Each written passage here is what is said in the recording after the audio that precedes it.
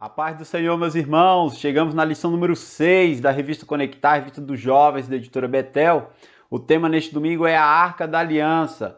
Nas lições anteriores a gente já falou um pouco sobre a Arca da Aliança, mas agora efetivamente nós vamos tratar do que era esse objeto, muito importante, por sinal, na construção, em todo esse contexto do tabernáculo do povo de Israel. Bom, no primeiro momento nós temos que ter ciência que havia 3 tipos de arca, a qual a Bíblia relata, ou seja, há na Bíblia, há nas Sagradas Escrituras, 3 tipos de arca.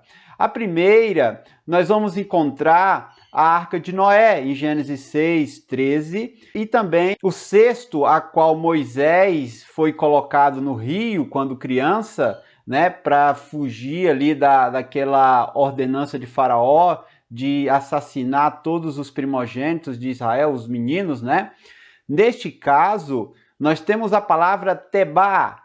Toda vez que nós olharmos nas línguas originais, mais especificamente no hebraico, e aí nós aqui colocamos o H8392. O que seria isso? Esse é o código do dicionário Strong. O dicionário Strong traz o significado das palavras na língua original, tanto no hebraico como no grego e também o aramaico, sendo que o Antigo Testamento tem cerca de 3% de aramaico, o restante todo é hebraico. Então, aqui no Tebá, quando o dicionário Strong traz para nós essa palavra, ele apresenta tanto Tebá para a Arca de Noé, como Tebá para o cesto, a qual Moisés foi colocado no rio. Então nós temos essas 2 arcas. E aí uma coisa que nós temos que ter ciência é, toda arca tem um sentido de preservação. Na Arca de Noé teve um sentido de preservação da família de Noé, como também de todo aquele que quisesse entrar na arca, e também dos animais, da criação. Então ela tem um sentido de preservação. O cesto a qual Moisés foi colocado tinha também um sentido de preservação de quem? Da vida de Moisés, da criança, do bebê Moisés. Então era utilizada essa palavra Tebá. O H significa que é hebraico, então ele define H8392. É o código para essa palavra arca, Tebá, na língua original, no caso hebraico, ok? Qual é o significado de Tebá? Caixa, baú, embarcação ou até mesmo arca, certo? Então nós temos essas 2 definições para a arca, concernente à palavra Tebá. A outra arca é a que nós estamos tratando nessa lição, que é a Arca da Aliança, e nós vamos encontrar ela em Êxodo 25, aí tá 5:22, na realidade é 25. Também em José, em Gênesis 50, 26, e também em Joás, em 2 Reis, falando de Joás, em 2 Reis 12, 10. Como que se dá isso? A palavra utilizada tanto para a Arca da Aliança, como para o caixão de José, como para o cofre de Joás, se refere à palavra Aaron. Essa palavra Aaron, ela significa que ela pode ser tanto um sarcófago, no caso o caixão de José, como um cofre, no caso do cofre do rei Joás, que foi trazido as ofertas ali, o povo trazia as ofertas e era colocado nesse cofre, ou seja, no arou, e também a Arca da Aliança, ok? Então, nós temos os 2 sentidos, Tebá, e agora o sentido da Arca da Aliança, arou, ok? Já compreendemos que a Bíblia trata de 3 arcas, certo? E elas têm esse sentido, esses significados. E agora vamos para a lição propriamente dita dentro dessa introdução, mas nós precisamos também, nessa introdução, colocar quando foi citado pela primeira vez a Arca da Aliança. E aí nós vamos encontrar pela primeira vez no Antigo Testamento, nós vamos encontrar em Êxodo 25, 10. A última vez que ela foi citada, a palavra Arca da Aliança, no Antigo Testamento é em Jeremias 3, 14 ao 16. Então, primeiro lá em Êxodo 25, 10, onde ela surge pela primeira vez, E a última vez que ela é citada é em Jeremias 3,14, isso no Antigo Testamento. Agora, concernente à palavra de Deus, a Bíblia Sagrada, a última vez que ela foi citada, a palavra Arca da Aliança, foi em Apocalipse 11:19. Então, nós temos essas definições. É importante, meus irmãos, nós compreendermos que não há uma definição do que aconteceu com a arca. E aí eu coloquei esse tópico inúmeras teorias, porque alguns dizem que ela voltou para o céu, baseado no que é falado em Apocalipse 11:19, que eu acho improvável, porque lá em Êxodo 25 é o Senhor dando modelo para Moisés fazer a Arca da Aliança. Esse modelo é conforme o que ele deu, ou seja, havia já uma arca e houve um modelo para isso. Ele viu, eu creio que Moisés viu, o Senhor deu esse privilégio dele ver, e ao ver, consegue ter uma noção do que é a arca. Então, essa ideia de que a arca voltou para o céu, eu acho improvável, porque já existia uma arca lá. Pelo menos é o que nós entendemos pela palavra de Deus. A outra teoria é que essa arca ela foi escondida debaixo ali onde hoje é a mesquita de Omar, aquela da cúpula dourada em Jerusalém, e por questões religiosas, de domínio muçulmano, então não se pode, os arqueólogos não podem escavar ali para descobrir onde é que está essa aliança. Chegam até dizer que essa arca está escondida debaixo do Calvário, entende?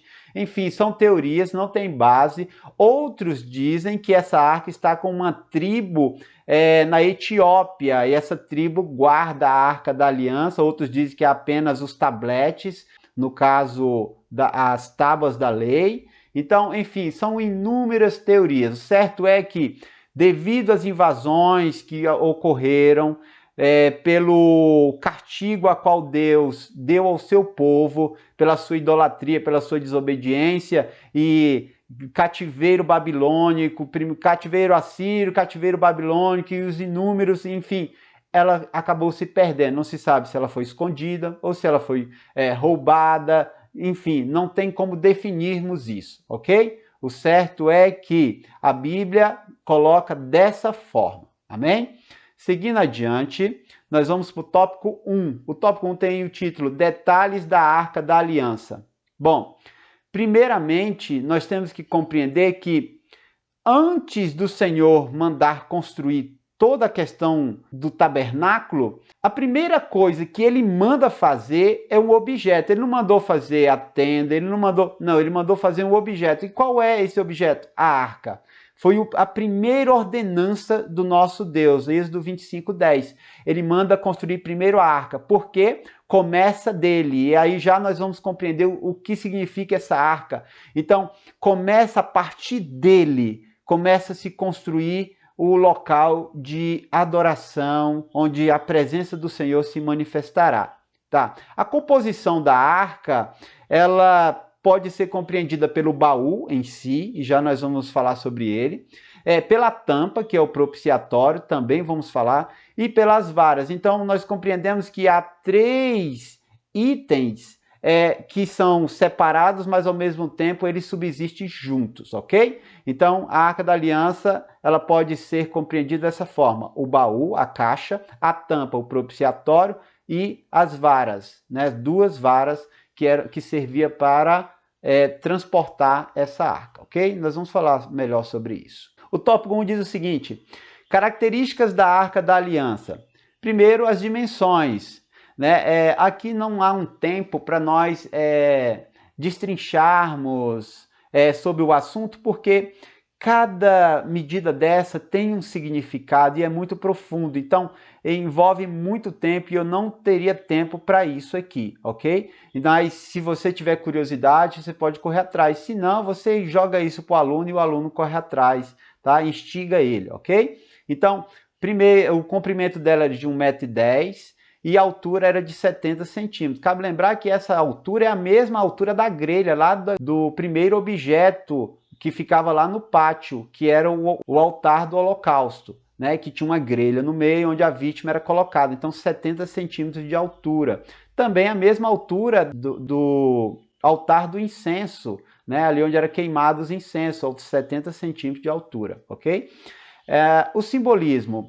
Para nós compreendermos a questão do simbolismo, nós temos que levar a nossa mente ao seguinte: a madeira de acácia, como nós já vimos na lição anterior, uma madeira que nascia no deserto, ela tinha um aroma agradável, ela era de boa qualidade, ela não sofria corrosão fácil, ou seja, era uma madeira de qualidade. Essa madeira simboliza a natureza do nosso Senhor e Salvador Jesus Cristo, homem. E o ouro a qual era revestido, o baú era revestido, ele era feito com a madeira de acácia, mas ele era revestido de ouro. Simboliza a outra natureza do nosso Senhor e Salvador Jesus Cristo, que é o quê? Uma natureza divina.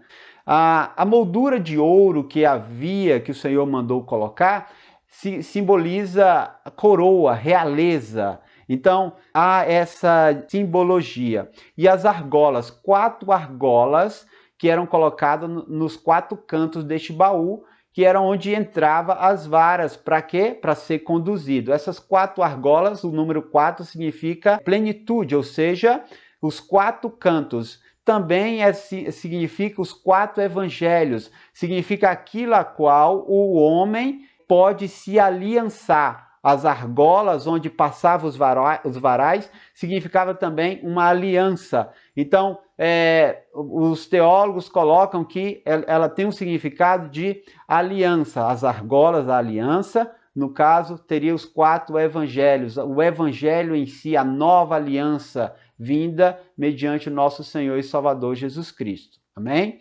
Seguindo adiante, entramos no tópico 1.2, o subtópico na realidade. O que é o propiciatório? A Bíblia King James, a versão King James fala o seguinte, que a propiciação, ela tem o significado de trono de misericórdia, ok? Significa apaziguar, aplacar ou satisfazer. E já nós vamos entender melhor isso. Hebreus 4,16 diz o seguinte: cheguemos, pois, com confiança ao trono da graça, para que possamos alcançar misericórdia e achar graça, a fim de sermos ajudados em tempo oportuno. O homem ele precisa ter se achegar para que ele possa alcançar a misericórdia e achar a graça na misericórdia, ok? Nós vamos falar sobre isso melhor agora. O que é o propiciatório? Então, nós já falamos que o propiciatório era a tampa a qual ia sobre o baú. Essa peça era única, era feita de ouro e ela era única, ouro puro. Essa tampa, ela representa o trono divino. E o trono divino, dentro das suas 3 pessoas, no caso, Pai, Filho e Espírito Santo. E onde é que entra tudo isso? Havia os 2 querubins, e essa interpretação eu estou trazendo deste livro aqui, do Kevin Corner, ao qual ele fala, foi um pastor, ele morreu em 2019, foi um pastor pentecostal australiano, e ele traz essa interpretação para nós, ok? Existem outras interpretações que eu não vou dizer que está errada e também não posso trazer afirmações. Eu estou trazendo a visão de alguém mais inteligente, que foi mais inspirado do que nós professores. Então eu estou trazendo a visão de um pastor pentecostal, ok? E na visão dele, eu achei essa visão plausível e muito esclarecedora. A tampa em si, toda feita de ouro, de um material só, ela não tinha madeira. Já teve pregadores, inclusive já teve lições de escola bíblica dominical de outras denominações que falam que a tampa ela era de madeira. Não, a tampa era de ouro puro, ok? E ela simbolizava o trono de Deus. Havia 2 querubins sobre a tampa, um de frente para o outro e as suas asas cobrindo, ok? O Corner traz essa interpretação o seguinte, que cada querubim daquele tinha a representação de uma pessoa divina. No caso, um querubim era o Pai, outro querubim o Espírito Santo, e eles estavam observando a obra a qual o nosso Senhor e Salvador Jesus Cristo veio. Por quê? Porque quando se jogava o sangue, quando o sumo sacerdote aspergia o sangue sobre o propiciatório, havia expiação do pecado, havia o derramamento de sangue.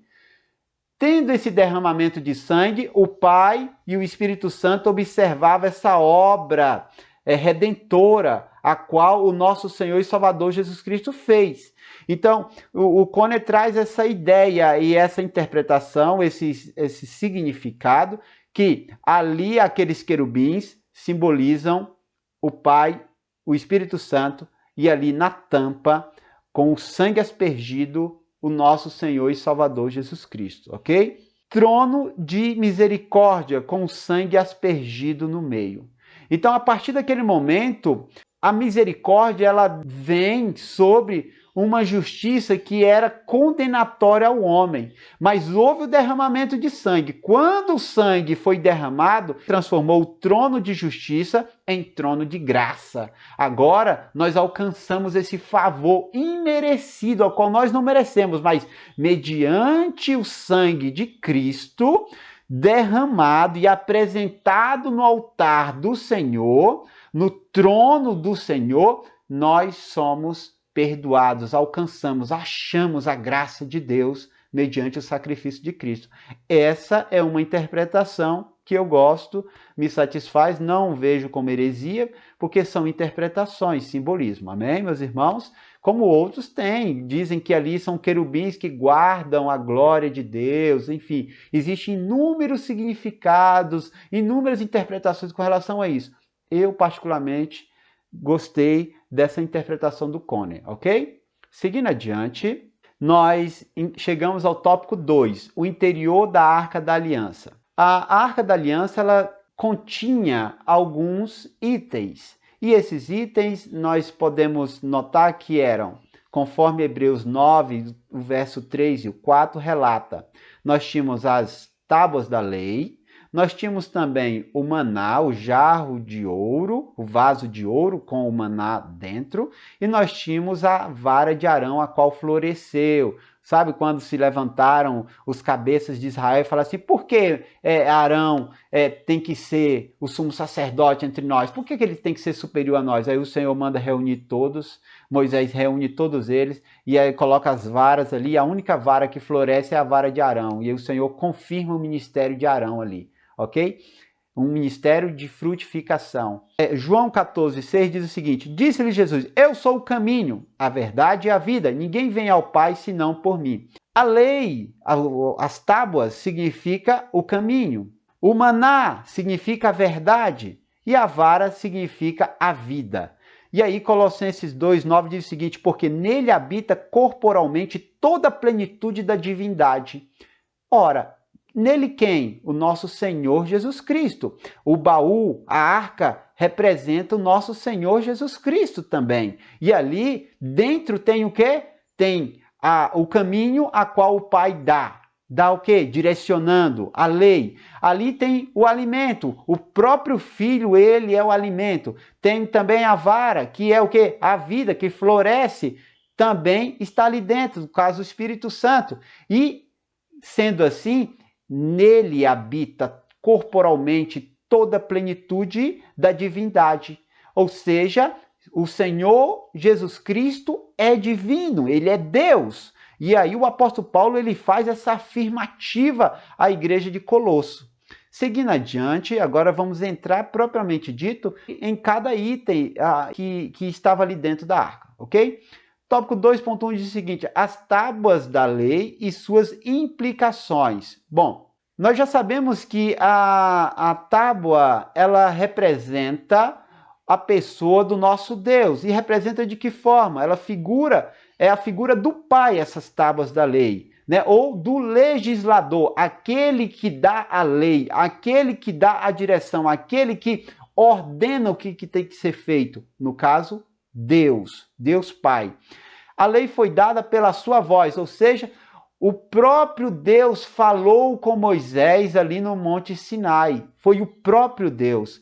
A lei simboliza autoridade e poder. Significa que Se existe uma lei é porque foi dada por alguém. E esse alguém que deu é porque ele tem um direito moral, ele tem uma autoridade sobre criaturas, no caso, os homens. Então, ela representa, essa lei, a autoridade e o poder de Deus. E isso é um atributo, está dentro dos atributos de Deus. Amém? Então, as tábuas da lei, ela tem essas implicações, esses significados. O tópico 2.2 diz o seguinte: o vaso de ouro com o maná. Primeiro, nós temos que saber o que significa maná. Qual o significado dessa palavra, maná? Na realidade, o significado dela é uma frase e é uma pergunta. Significa: o que é isso? Isso é o que significa maná. O que é isso? Ok? E quais são as características? Nós vamos encontrar em Números 11, no verso 6 ao 9. Uma das suas características é que ele era branco, era semelhante a uma semente de coentro, tinha um sabor de azeite e ele descia à noite. Então, com o orvalho ele descia e de manhã o povo recolhia. Significa que esse maná é o Filho, se arremete ao Filho de Deus, aquele a qual veio quando a humanidade estava em trevas, atolada em delitos e pecados, sob o domínio das trevas. Mas esse Filho, ele veio, o pão vivo que desceu do céu, ele veio para satisfazer a humanidade na questão espiritual, ou seja, ser o alimento espiritual para esse homem caído, a qual se volta para ele, ok? E aí João 6,48 diz o seguinte: eu sou o pão da vida, vossos pais comeram o maná no deserto e morreram. Este é o pão que desce do céu, para que o que dele comer não morra. Esse pão da vida, ele tem um sentido espiritual. Qual é o sentido? Alimentar a alma do homem, para que esse homem tenha vida, vigor e não morra como morreu o povo no deserto. Amém? Então, o maná, ele tem um simbolismo, um significado voltado ao nosso Senhor Jesus Cristo. Amém? O tópico 2.3 diz o seguinte: a vara de Arão que floresceu.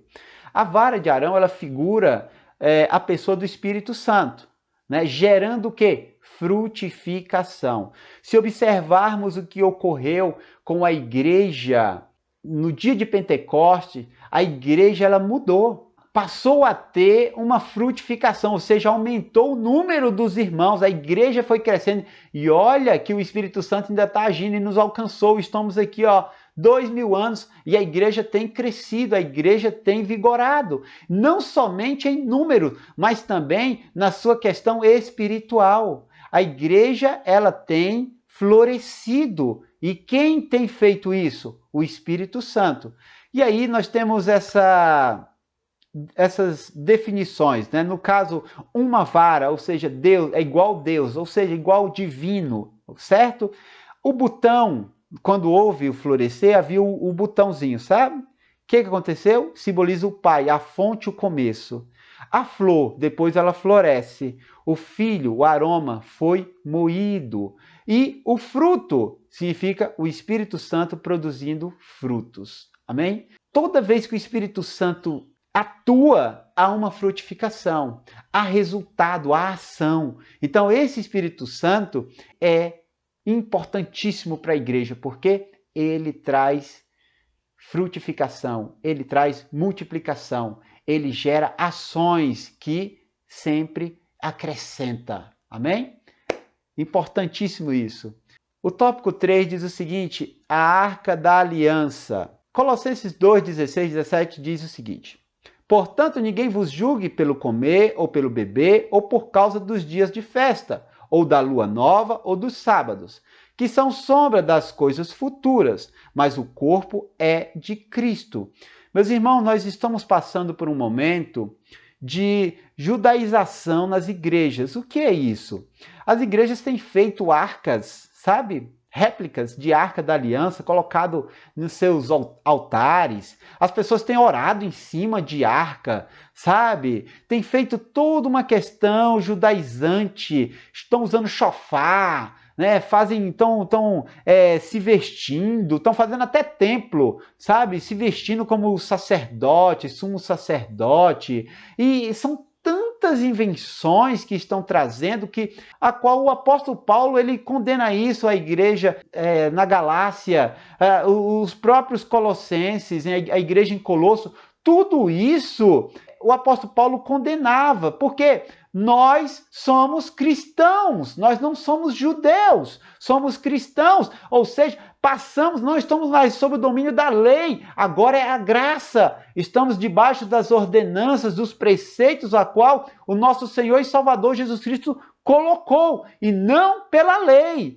Tudo isso que nós estamos vendo, o tabernáculo, seus objetos, seus itens, suas festas, tudo isso eram sombras do que já aconteceu, que tem acontecido, que é o que? O nosso Senhor Jesus Cristo, a sua ação redentora, a igreja. Agora é o antítipo, lá era o tipo, era apenas uma sombra, apenas uma figuração. Agora não, agora é o real, já aconteceu, nosso Senhor e Salvador Jesus Cristo veio, ele é real. Então nós não precisamos mais dessas invocações, as pessoas invocam anjos, as pessoas fazem objetos. Não precisa.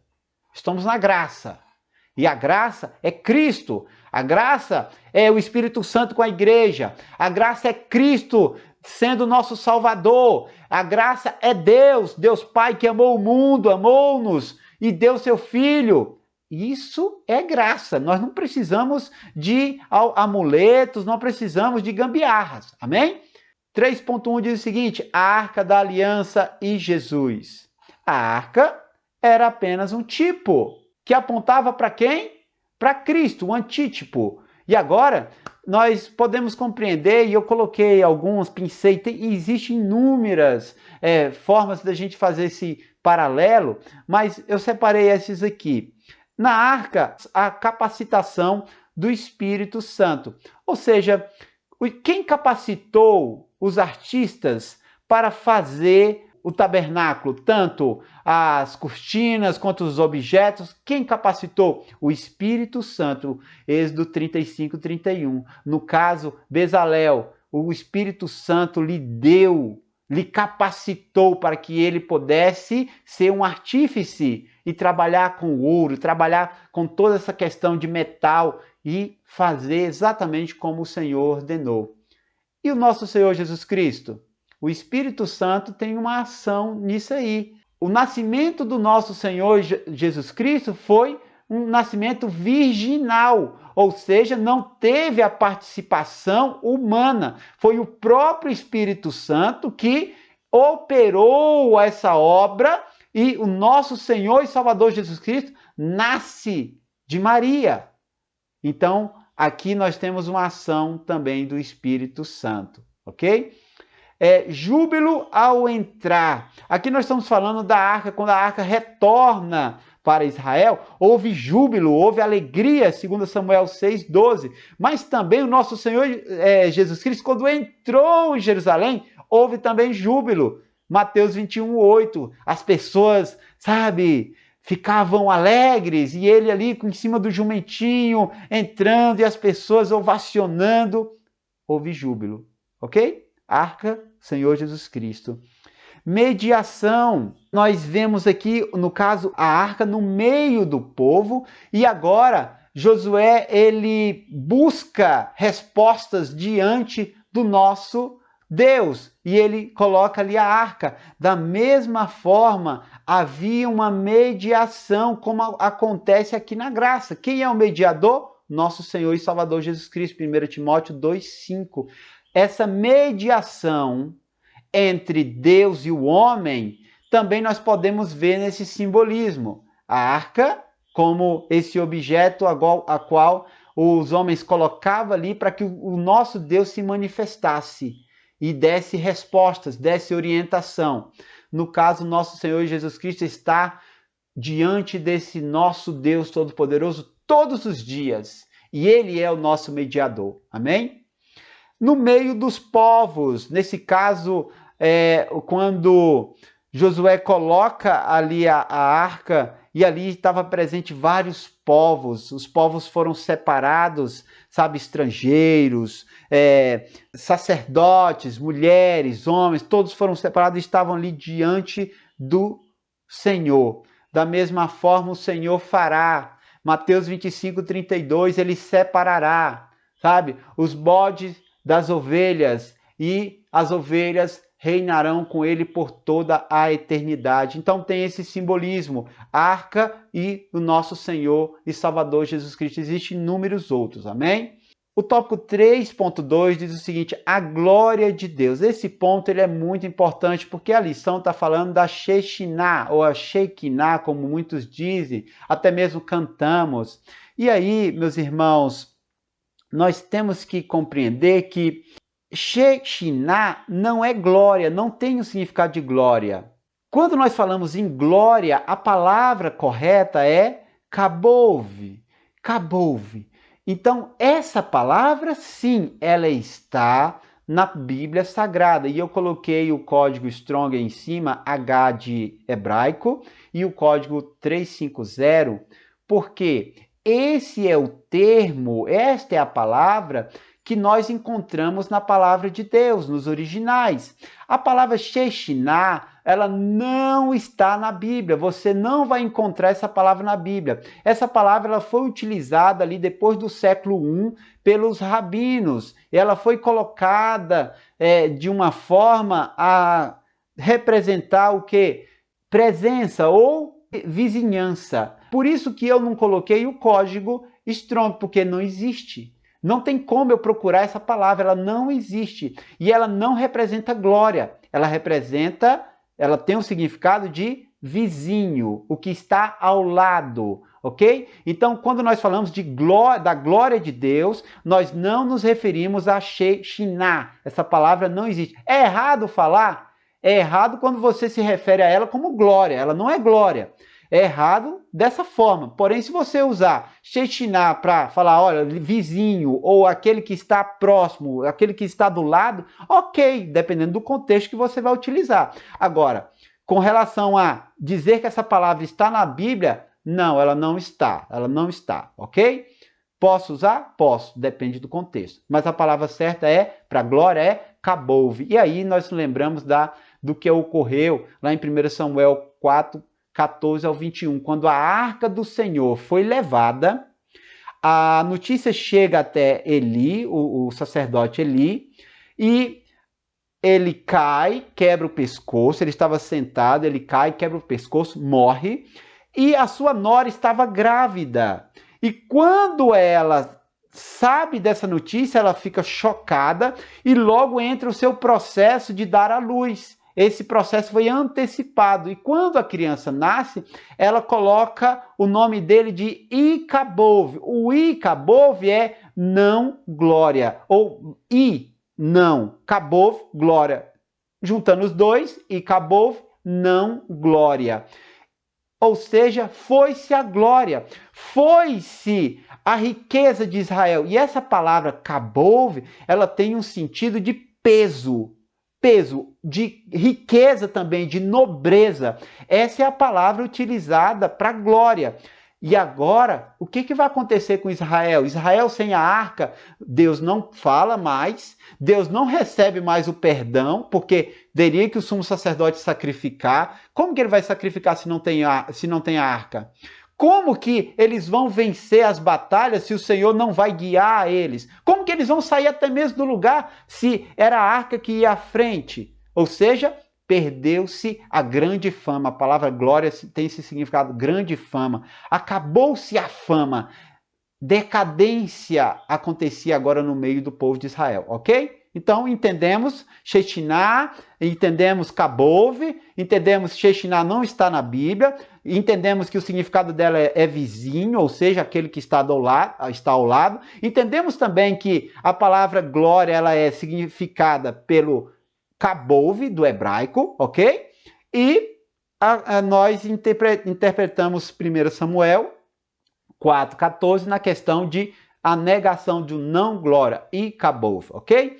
E aí, meus irmãos, quando nós falamos de habitação, a palavra habitação, e nós encontramos ela na Bíblia, nós vamos encontrar a palavra Mishkan.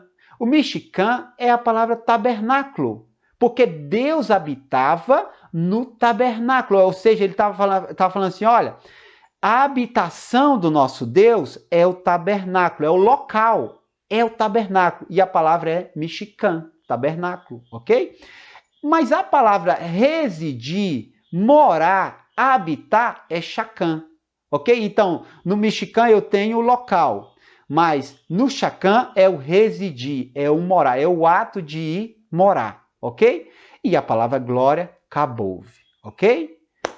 Compreendemos isso, eu sei que isso é muito complexo e até mesmo chocante, porque a lição está falando Shechinah, ok? Mas eu estou trazendo para os irmãos podem conferir, está aí os códigos para o dicionário Strong, e os irmãos podem conferir, e eu creio que isso vai ser muito enriquecedor para a sua aula, amém? Meus irmãos, esse é o comentário dessa semana, estamos avançando, espero que isso tenha ajudado de alguma forma, que alguma coisa sirva para o seu conteúdo. Eu sei que você tem se preparado, mas sempre tem uma coisa que a gente pode se ajudar, ok? Então esse é o comentário dessa semana.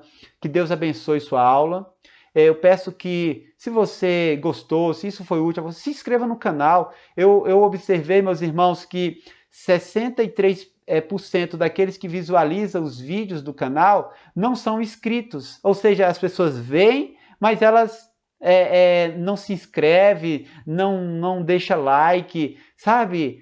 Ou seja, se inscreva, eu não vou ficar perturbando você. Quem sabe você futuramente vai precisar de mais algum comentário, de algo, sabe? Que eu possa te ajudar de alguma forma. Então se inscreve no canal, vai ficar lá, você vai ter um local para você recorrer, pode ajudar você e também ajuda o canal, porque vai tornando isso interessante para o YouTube e ele vai divulgar isso para mais pessoas, ok?